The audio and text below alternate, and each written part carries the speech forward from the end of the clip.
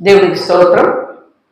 ప్రియమైన దేవుని పిల్లలారా, రెండవ రాకడను గురించి యేసుక్రీస్తు బయలుపరిచిన మాటలు. రెండవ రాకడ అని మనకి ప్రపంచమంతా కూడా, మానవులందరూ కూడా, అన్ని సంస్థల వారు రెండవ రాకడ ఉంది, యేసుక్రీస్తు మళ్ళా రెండవ రాకడలో వస్తాడు, రెండోసారి భూమి మీదకి వస్తాడు అని చెప్పుకుంటున్నారు. కనుక ప్రియమైన దేవుని బిడ్డలారా, ఆ రెండవ రాకడికి సూచక క్రియలు యేసు ప్రభు బయలుపరిచిన మాటలను మనం ధ్యానం చేసుకుందాం. మత్తయి సువార్త 24వ అధ్యాయము 3వ వచనం మనం చదువుకుందాం. మత్తయి సువార్త 24వ అధ్యాయము 3వ వచనం. ఆయన ఒలీవల కొండ మీద కూర్చుండి ఉన్నప్పుడు శిష్యులు ఆయన యొద్దకు ఏకాంతముగా వచ్చి, ఇవి ఎప్పుడు జరుగును? నీ రాకడకును ఈ యుగ సమాప్తికిని సూచనలేవి మాతో చెప్పమనగా, యేసు వారితో ఇట్లనెను, ఎవరును మిమ్మల్ని మోసపరచకుండా చూచుకొనుడి. అనేకులు నా పేరిట వచ్చి నేనే క్రీస్తునని చెప్పి పలువురిని మోసపరిచెదరు. మరియు మీరు యుద్ధములను గూర్చి యుద్ధ సమాచారములను గూర్చి వినబోదురు. మీరు కలవరపడకుండా చూచుకొనుడి. ఇవి జరగవలసి ఉన్నవి, కానీ అంతము వెంటనే రాదు. జనం మీదకి జనమును, రాజ్యం మీదకి రాజ్యమును లేచును. అక్కడక్కడ కరువులను, భూకంపములను కలుగును. ఇవన్నీ వేదనలకు ప్రారంభము. ప్రియమైన దేవుని పిల్లలారా, రాకడ సూచనలు చెప్తున్నారు. రాకడ, రెండవ రాకడని మనం చెప్పుకుంటున్నాం కదా. యేసు మొదటిసారి వచ్చాడు, మళ్ళా మొదటిసారి వచ్చాడు. ఆయన 33.5 సంవత్సరాలు ఈ భూమి మీద జీవించి తండ్రి యొక్క రాజ్య సువార్తను ప్రకటించి బోధకుడిగా, ప్రధాన యాజకుడిగా తండ్రిని గురించి బోధించి,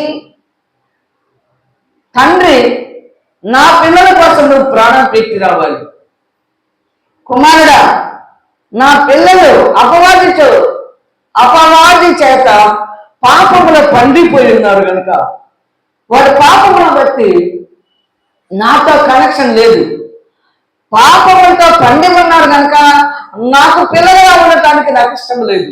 నా పిల్లలు పాడైపోయారు, ఆ గడసత్వము వల్ల నా పిల్లలు పాడైపోయారు కనుక నా పిల్లలని నా రాజ్యానికి వాసన చేసుకోవాలి. నేను మధ్యవర్తిగా వెళ్ళి నా పిల్లల కొరకు ప్రాణం పెట్టిరా, నా పిల్లలకి నా గురించి బోధించి, నా పిల్లల కొరకు నువ్వు ప్రాణం పెట్టి సాతాను తల చితగొట్టి నా పిల్లలకి మార్గము, సత్యము చూపించి జీవములకు ప్రవేశించినట్లుగా నువ్వు నా బిడ్డల కొరకు త్యాగం చేయాలి కుమారుడు అంటే, దేవుడు చెప్పినట్లుగా విధేయత కలిగి లోబడి తండ్రి చిత్తాన్ని నెరవేర్చాడు భూమి మీద యేసు ప్రభు. ఇప్పుడు దేవుని కుడిపార్శ్వంలో కూర్చొని ఉన్నాడు యేసు ప్రభు. తండ్రి చెప్పిన పనంతా నెరవేర్చాడు, సంపూర్ణం చేశాడు, సమాప్తం చేశాడు. తన ఆత్మను దేవునికి అప్పగించుకొని ఇప్పుడు దేవుని కుడిపార్శ్వంలో కూర్చొని ఉన్నాడు. మరలా రెండో రాకడలో క్రీస్తు వస్తాడు. రెండో రాకడలో క్రీస్తు వచ్చే ముందు సూచక క్రియలు జరుగుతాయి ఈ భూమి మీద. అది చక్కగా మనకు బయలుపరిచి ఉన్నారు. అనేకులు నా పేరట వచ్చి, చూడండి ఇక్కడ ప్రియమైన దేవుని బిడ్డలారా 4వ వచనం, యేసు వారితో ఇట్లనెను, ఎవడనో మిమ్మల్ని మోసపరచకుండా చూచుకొనుడి. అనేకులు నా పేరట వచ్చి నేనే క్రీస్తునని చెప్పి పలువురిని మోసపరిచెదరు. మరియు మీరు యుద్ధములను గూర్చి యుద్ధ సమాచారములను గూర్చి వినబోదురు. మీరు కలవరపడకుండా చూచుకొనుడి. ఇవి జరగవలసి ఉన్నది, కానీ అంతము వెంటనే రాదు. జనం మీదకి జనమును, రాజ్యం మీదకి రాజ్యమును లేచును. అక్కడక్కడ కరువులను భూకంపములను కలుగును. ఇవన్నీ వేదనలకు ప్రారంభము. చాలు. కనుక ప్రేమ దేవుని బిడ్డలారా, ఈ భయంకరమైన సూచక్రియలు జరుగుతాయి అంట. భూమి మీద యుద్ధాలు జరుగుతున్నాయి, భూకంపాలు వస్తున్నాయి, తుఫాన్లు వస్తున్నాయి, రాజ్యాల మీదకి రాజ్యాలు, ఒకరికొకరు రాజ్యాలు దెబ్బలాడుతున్నారు. ఒకరికొకరు రాజ్యాలు, నా రాజ్యం అనే పరిపాలనలో ఒక రాజ్యం మీదకి రాజ్యం లభిస్తున్నాయి. ప్రేమ దేవుని బిడ్డలారా, అక్కడక్కడ భూకంపములు వస్తున్నాయి, కరువులు వచ్చేసినాయి, తెగుళ్ళు వస్తున్నాయి. ఇవన్నీ సూచనలకు యేసు ప్రభు రాకని సూచనలకు గుర్తు. ముందు యేసు ప్రభు రాక ముందు ఇవన్నీ జరుగుతాయని లేఖనాల్లో మనకి బయలుపరిచారు. 24వ అధ్యాయము, మత్తయి సువార్త 24వ అధ్యాయంలో 23వ వచనం కూడా మనం చదువుకుందాం.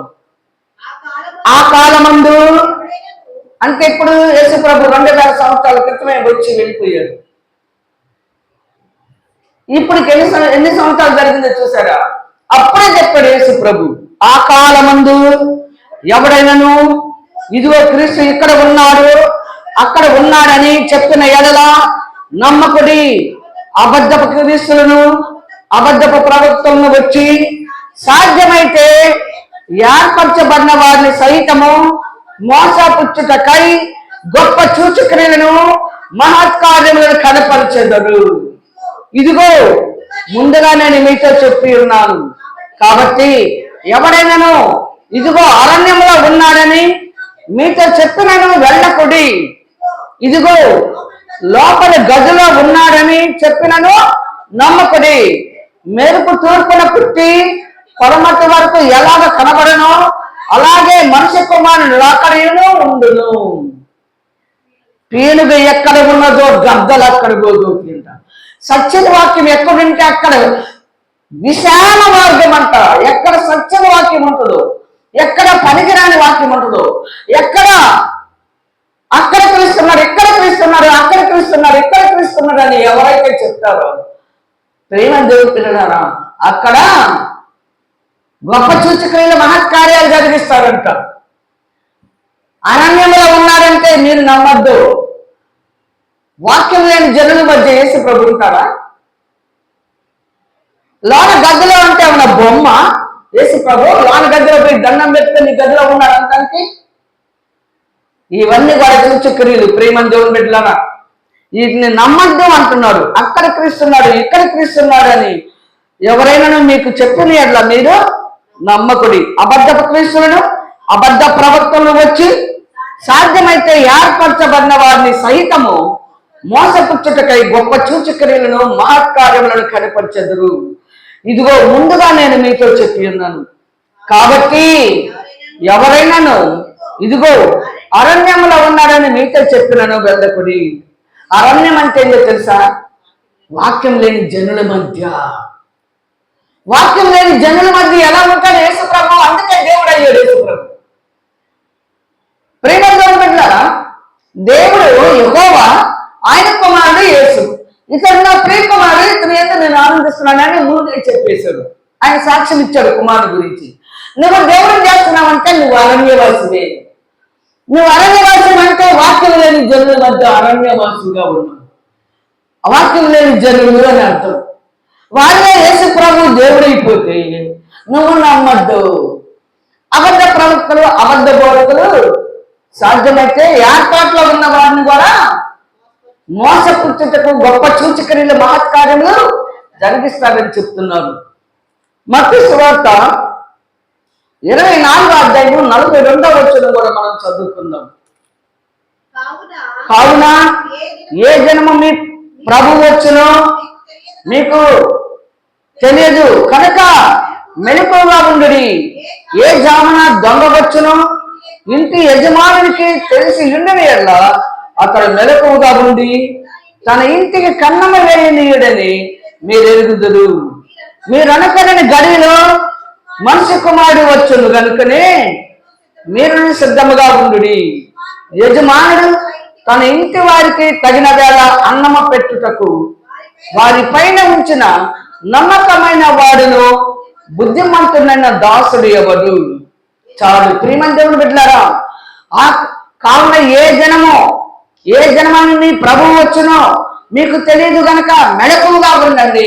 ఏ గడిలో వస్తాడో ఏ జాములో వస్తాడో మీకు తెలియదు కనుక మీరు మెలకుగా ఉండమని చెప్తున్నాను. ప్రియమైన దేవుని బిడ్డలారా, క్రీస్తు రాకడకి సూచక్రియలు చక్కగా చెప్పాడు. క్రీస్తు రెండవ రాకడకు ముందు జరిగే సూచక్రియలన్నీ కూడా మనకి ఇప్పుడు బయలుపరిచాడు. ఇక్కడ మరి లూకాసు సువార్త 21వ అధ్యాయంలో 10వ వచనంలో మనం చదువుకుందాం. లూకాసు సువార్త